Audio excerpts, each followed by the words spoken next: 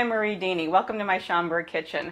I'm a registered dietitian and a certified image consultant. So what does that mean? It means it's your lucky day.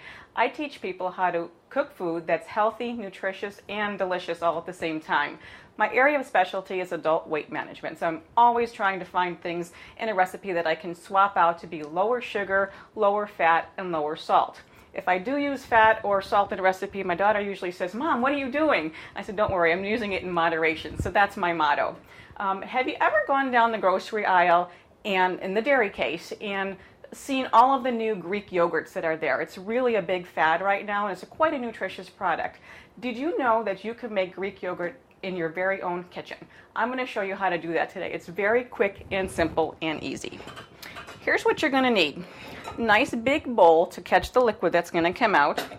A colander, something that you might use normally to strain your pasta. Several coffee filters that you might have around your house already. Depending on the size of your colander, how many coffee filters you're going to need is going to be different.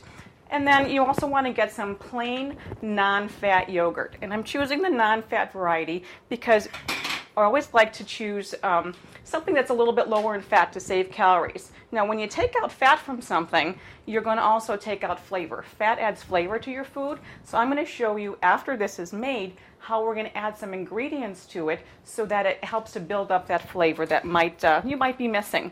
Okay, so what we're going to do is take our colander, we're going to put it inside the bowl, and this particular colander we're going to use 3 coffee filters. Okay, I'm going to take my non-fat plain yogurt right from the container and put it, the entire container, it's 32 ounces, nice big family size. I'm going to put it right inside the lined colander. Okay, now what's going to happen is you're going to start to see some liquid coming out of here. We're going to give it just a minute. Can you see a couple of drips? Let me move that to the side. Can you see the drips coming out? You're going to leave this in the refrigerator overnight, and what's going to happen is we're going to have the curds in the whey. The whey liquid's going to come out into the bottom of the bowl, and what's going to be left is your Greek yogurt. Nice, thick, creamy type of Greek-style yogurt that you're going to be able to use in many different recipes. To keep this nice and fresh, just going to go ahead and put a little plastic wrap over the top of it, and that's as simple as it gets. Okay, we can see that it's still kind of dripping there. I'm going to go to the fridge, and I'm going to pick up one that I already started doing last night. You want to keep that in the refrigerator overnight. The longer you let it sit, the thicker it's going to get. Okay, I'm just going to make a swap out. I'm going to put this one in the fridge and let that sit there till tomorrow. Let's take a look at what we have. Pull off the plastic wrap. Get rid of that. Look how much that kind of went down from the original amount that we put in there. You're going to start with a full container like this. Keep the container because you can put it back in there when you're done. It's going to come down to maybe about a third. It's nice and thick and rich. Look at that. It barely falls off the spoon. Okay, so we have our nice thick Greek yogurt here with the liquid whey. Now don't get rid of this. Sometimes you might just think of putting that right down the drain, but that's some good protein right there. What I do with that is I'm going to go back to the freezer here. I take that liquid, put it in my ice cube trays, freeze it, pop them out, put them in a little baggie. This is great when you're making a protein smoothie. You can use that in your blender with some skim milk and some fruit. I've also heard that it's good to use that if you make homemade bread. It adds extra protein to it. So I'm going to put this on the side for another use. And then we're going to take our nice creamy Greek yogurt here. We're going to make a couple of dips. I use this very often in place of sour cream or mayonnaise in a recipe. It's very high in protein, very low in fat. It has about the same amount of protein per serving as about 2 ounces of meat, fish, or chicken, so it's an excellent nutritious item for a snack or as part of your meal. I'm going to make a chocolate dip. I have sugar-free hot chocolate mix. I'm going to take 1 package and put it right in with that Greek yogurt. Give it a nice stir, let it sit for a little bit, and we have nice, creamy a chocolate treat. Whoops, got a little out there. A little chocolate treat. And what I like to do with this is use it as a dip for strawberries. It's the best tasting, nutritious chocolate-covered strawberry that you'll ever have. I brought this to a party on Saturday, and everybody really loved it. It is as simple as that. You can eat this just by itself as a nice chocolate treat, but I like to go ahead and dip a strawberry right in there for a nice chocolate-covered strawberry. I'm going to put that one on the side, and you can make other kinds of dips with this plain yogurt as well. It's very versatile.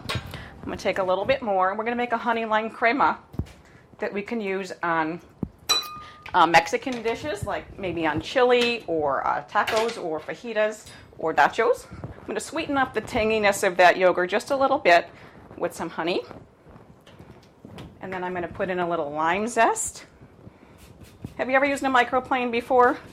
It was an actual tool that was used in woodworking, and it's a great essential for the kitchen. I use mine all the time. Okay, so we got some great bold flavors there from the lime. I'm going to cut it in half. Don't need a fancy lime squeezer. I'm just going to use my fork. Put a little fresh lime juice in there. Give that a nice quick stir. Like I said, it tastes great on some Mexican dishes, maybe some Middle Eastern type of dishes. It's great to cut the heat of some of those spicy kinds of foods without compromising flavor. It also makes a great fruit dip. I like to do fruit kebabs with maybe melon for the summertime and serve that alongside. It smells delicious. It has those nice fresh flavors from the lime. Something else that you can do, I'm going to do one more dip for you. See how versatile this is? I'm going to make a horseradish sauce that you can use on like a roast beef sandwich in place of high-fat mayonnaise, or you can use this like if we're serving it with a beef roast.